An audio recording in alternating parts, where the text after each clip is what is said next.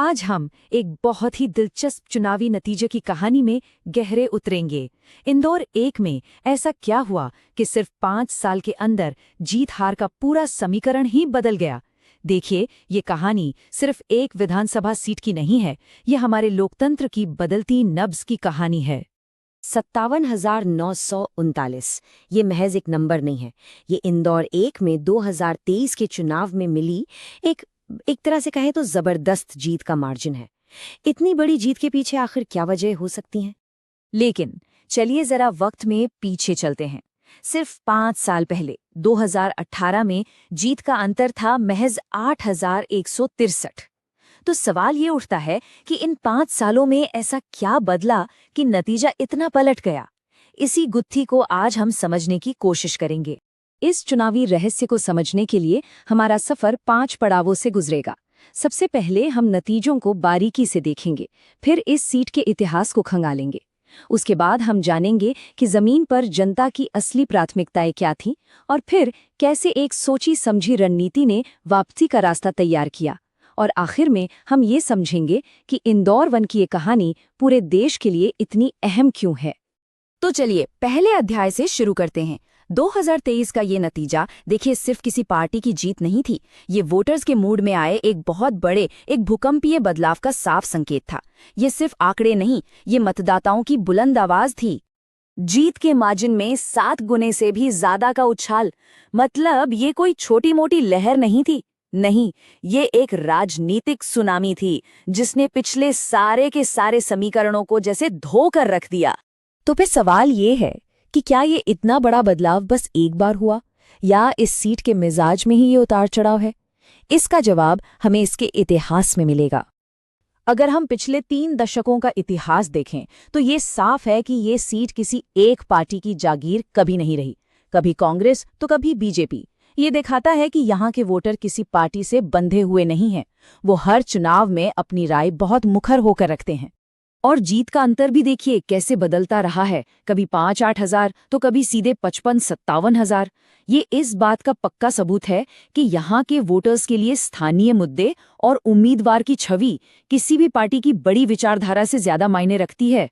तो निचोड़ ये है कि इतिहास हमें ये बताता है कि ये निर्वाचन क्षेत्र किसी एक पार्टी का किला नहीं है।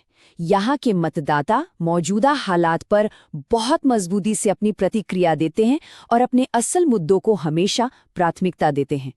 चलिए अब पार्टियों और आंकड़ों की दुनिया से निकलकर जरा जमीन पर उतरते हैं। वो कौन सी रोजमर्रा की परेशानियां थी, वो कौन से मुद्दे थे जिन्होंने इस चुनाव की हवा का रुख ही मोड़ दिया। ये एक लाइन असल में सब कुछ साफ कर देती है। इंदौर 1 के लोगों के लिए अच्छा शासन और बुनियादी सुविधाएं सबसे अहम थे। आखिरकार एक सम्मानजनक जीवन जीने का अधिकार जो हमारा संविधान भी देता है, उसकी शुरुआत साफ पानी और एक सुरक्षित माहौल से ही तो होती है। चुनाव से ठीक पहले वोटर्स के दिमाग में ये 3 चिंताएं सबसे ऊपर थीं। सबसे पहले पानी की भारी किल्लत, दूसरे नंबर पर बिगड़ती कानून व्यवस्था और सुरक्षा, और तीसरा युवाओं के लिए रोजगार की कमी। पानी का संकट ये सबसे बड़ा और सबसे ज्वलंत मुद्दा बनकर उभरा। जब लोगों को रोज पीने के पानी के लिए जद्दोजहद करनी पड़े तो उनका गुस्सा वोटों में दिखना लाजमी है। बार बार पाइपलाइन का फटना और नलों का सूखा रहना मतदाताओं के सब्र का बांध तोड़ रहा था। दूसरी सबसे बड़ी चिंता थी सुरक्षा।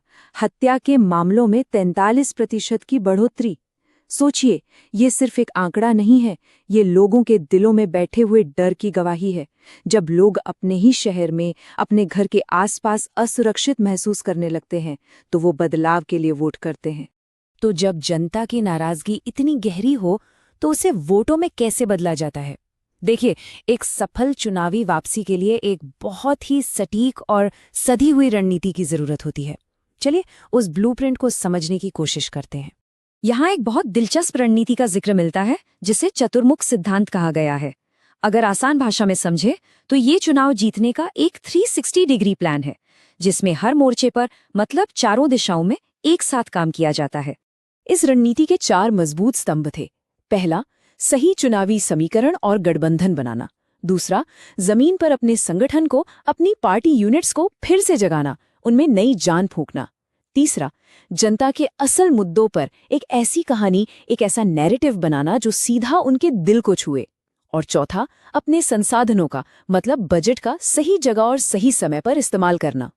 तो सार ये है कि वोटर्स का भरोसा वापस जीतने के लिए उनकी सबसे बड़ी शिकायतों जैसे पानी और सुरक्षा को अपने अभियान की धुरी बनाना जरूरी था। इसके साथ ही उम्मीदवार की एक साफ सुथरी और भरोसेमंद छवि पेश करना और युवा और महिला वोटर्स जैसे खास समूहों तक अपनी बात पहुंचाना, ये सब इस रणनीति का अहम हिस्सा था। चलिए अब इंदौर एक की गलियों से आगे बढ़कर इसकी बड़ी तस्वीर पर चर्चा करते हैं। आखिर एक विधानसभा सीट की कहानी पूरे देश के लिए क्या सबक रखती है? इंदौर एक की ये कहानी सिर्फ एक शहर की कहानी नहीं है, ये पूरे भारत के तेजी से बढ़ते शहरी क्षेत्रों की एक झलक है। पानी की किल्लत, सुरक्षा की चिंता, बेहतर सुविधाओं की लड़ाई, ये आज हर बड़े शहर की सच्चाई है। जो आज इंदौर में हो रहा है वो कल किसी और शहर की हकीकत बन सकता है। और यही हमें सबसे बड़ा सबक मिलता है कि अब भारतीय राजनीति का नया रणक्षेत्र अच्छे शासन और बुनियादी सुविधाओं का वादा नहीं बल्कि उनकी डिलीवरी बन रहा है। शहरी वोटर अब सिर्फ बातों से नहीं, काम से प्रभावित होते हैं। और हाँ, इस काम में जब डेटा का इस्तेमाल हो तो ये भी सुनिश्चित करना जरूरी है कि लोगों की निजी जानकारी सुरक्षित रहे, उनकी सहमति के बिना उसका इस्तेमाल ना हो, जैसा कि भारत का डेटा प्रोटेक्शन कानून भी कहता है। तो मैं आपको इसी एक सवाल के साथ छोड़े जा रहा हूं।